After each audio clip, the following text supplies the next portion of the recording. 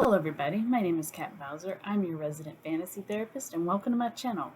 Those of you who are returning, welcome back. Those of you who are brand new, welcome. My name is Kat Bowser. I am a licensed therapist. I'm also an author working on my first novel. And on my channel, I like to dig into what I consider to be the heart of writing, the characters. And the heart of the characters is in their psychology, because that determines everything we do. So that's what we dig into on my channel, from world building to character building to tropes, everything that falls in between. We are continuing our voyage through world building a culture, and today we are going to touch on clothing. This might seem like an odd topic because most of the time when we're writing a story, we're focused more on what the character's doing, what they're feeling, not necessarily what they're wearing. And while I agree you should not draw a ton of attention to it, I don't want a detailed description of everything in your character's wardrobe. It is a good way to illustrate certain aspects of a culture. And it could be something very small as, for example, when I was a kid, hi Bishop, when I was a kid, we would wear our Sunday best when we went to Easter or Christmas dinner at our grandmother's. Not every other time, just those two holidays, because those two holidays were supposed to have an importance to them, a formality to them. So the fact that we altered our clothes on those holidays and those holidays alone is a good symbol. Another aspect is that don't forget that the things that your character's clothes are made of is another factor. And this is actually a really good way to demonstrate class within your society. If you want to take examples from our own history, usually people that did not have a lot of money would be using clothing that was woven out of cheap materials, so wool, things that they had available to them. If you were rich, then you would have access to things that were harder to harvest, like maybe cotton or things of that nature. If you were very rich, then you could afford silk. And that is kind of the idea where the Silk Road came from, is everybody was trading back and forth to get supplies, and you could only get silk from the Far East. So that's another aspect that you can use. Another thing to take into account, dye. As in, are your characters' clothes dyed, or do they have no color to them? Are they just the natural fibers? And something to keep in mind is that even people who were commoners could afford some dyes. They're really, there are some instances where they would keep it the natural color, but even if you didn't have a lot of money, you could afford certain types of dyes because they were usually in plants and things that they grew. So it was really only when you got into the really upper class that you really started getting to the expensive dyes.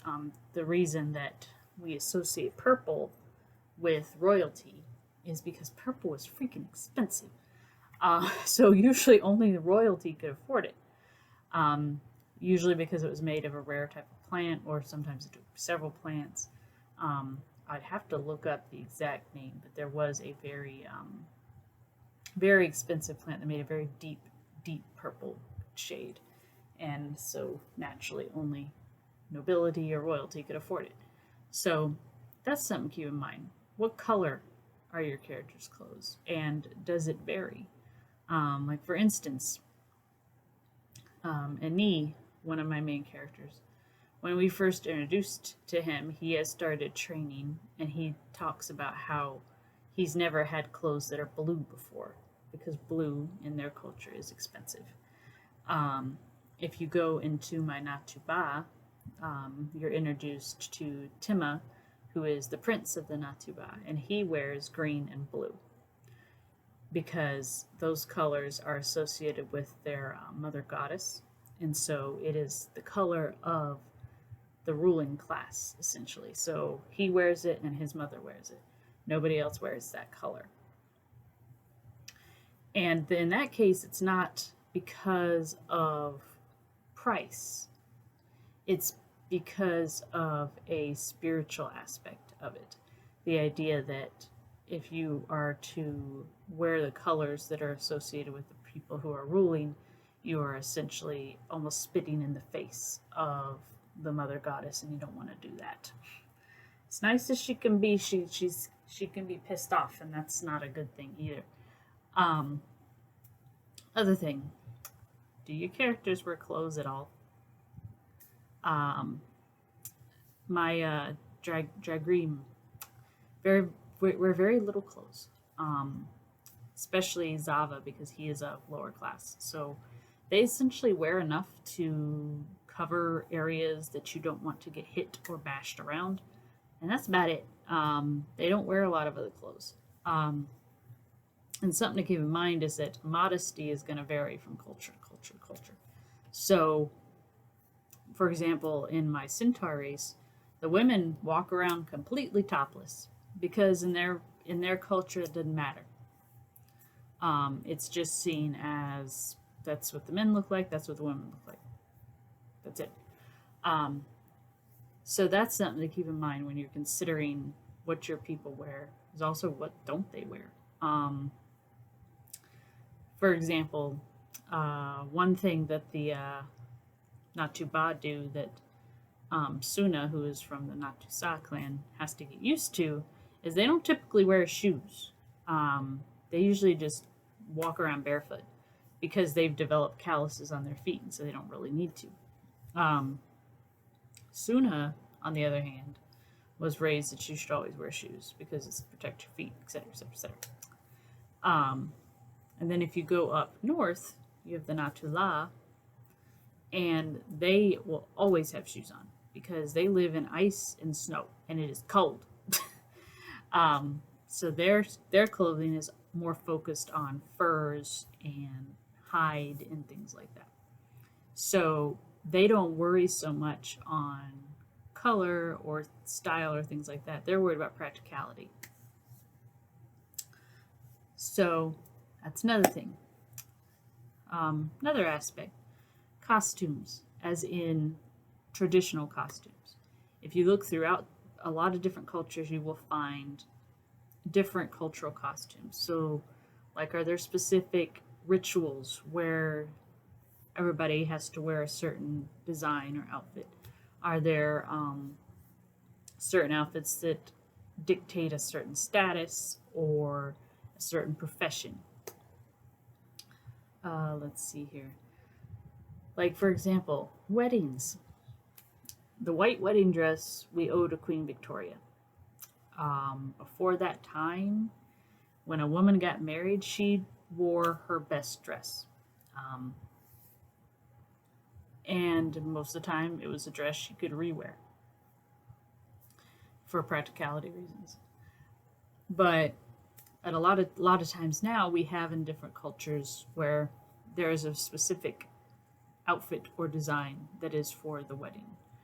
Um, and so that's something to keep in mind. Or there's certain clothing that only occurs at certain rituals.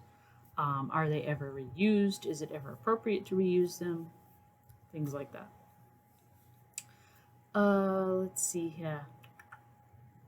Keep in mind things like jewelry.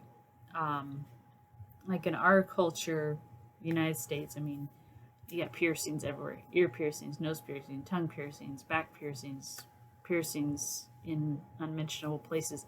Um, but what type of accessories do your people use and why? So, like among the stonemen, for instance, because a lot of their culture is centered on mining gems and precious metals and things like that. It's everywhere. I mean, to go out without some kind of metal or gem accessory is considered kind of rude. Among the Dragreem, if you were very poor, you might decorate your scales with, say, very dull gems that they could afford. But you're not going to have a ton of them because they still cost money. But you will not see any diamonds among the drag queen. Reason being, diamonds are so abundant in their culture, it's like rocks. It would be like putting rocks over yourself and saying, "Look how pretty I am." Doesn't make a lot of sense. Um, so accessories. What accessories do your people use? And are they going to get in the way of what your people need to do? So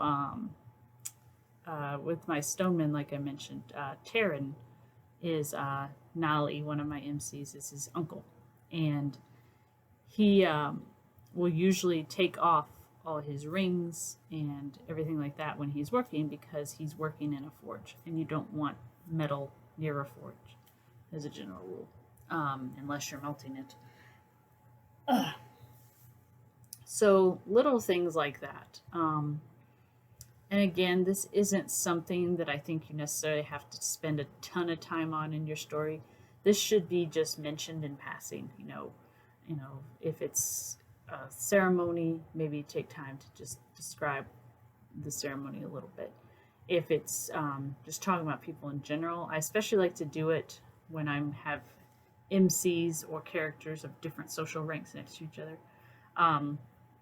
Because if you have someone that comes from a poor class and they meet someone who is upper class, it's not uncommon for them to take note, oh, this person has this type of dye, or oh, this person isn't wearing hide, they must have money. Those are observations that people make. We make them all the time. I mean, just think about for a second what you do when you notice people's clothing, because we all make little assumptions and little judgments all the time. We don't necessarily do on purpose, but that's how the brain works. It notices something, notices either a pattern or a lack of adherence to a pattern, and it tries to come up with an answer. So I say utilize it when you're writing. All right, guys, so that was culture, talking a little bit about clothing within a culture. I hope you guys found it interesting. As always, I always welcome any suggestions or comments. If you guys enjoy this content, make sure you subscribe and ring the bell so you always know when I upload. I upload every Thursday and every Sunday with extra videos, sometimes scattered in between. And as always, I hope you guys will join me for the next video. And until then, have a good one.